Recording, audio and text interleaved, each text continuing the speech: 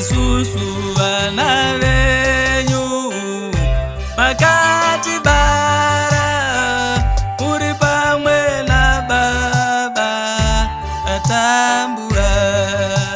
Isusu vana venyu makatibara muri pamwe naBaba atambura.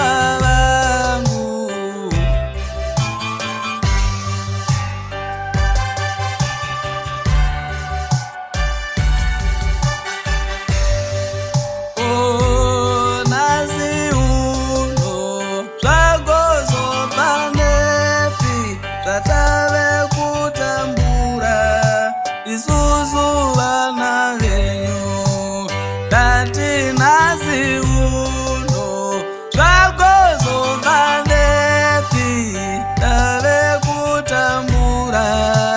Isusu vana venyu imi makatibereka nechido chenyu here zvatave kutambura. Imi muripo dati makatibereka nechido chenyu here tave kutambura. Imimi muripo.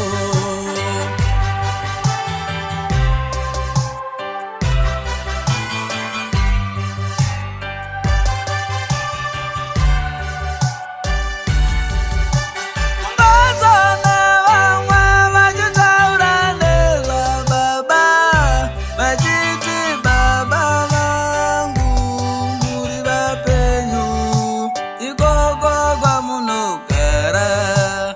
Ona mama vangu matova nemumwe murume inini yandirambe mwana ndatambura. Datini mai vangu matova nemumwe murume ini mwana wenyu ndatambura.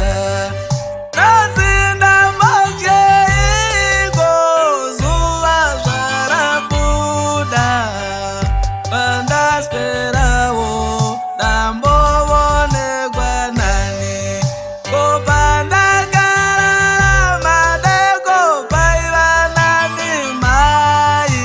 Imimi muriko ikoko kwamunogara inini mwana wenyu mwana wenyu mwana wenyu mwana wenyu mwana wenyu mwana wenyu inini mwana wenyu inini mwana wenyu mwana wenyu ndatambura. Ndiko kurambana kwenyu kwamakaita naBaba vangu kwandiisa pakaoma shamwari dzakapera. Handichina chero shamwari pandinoenda kuchikoro ndinongofamba ndega.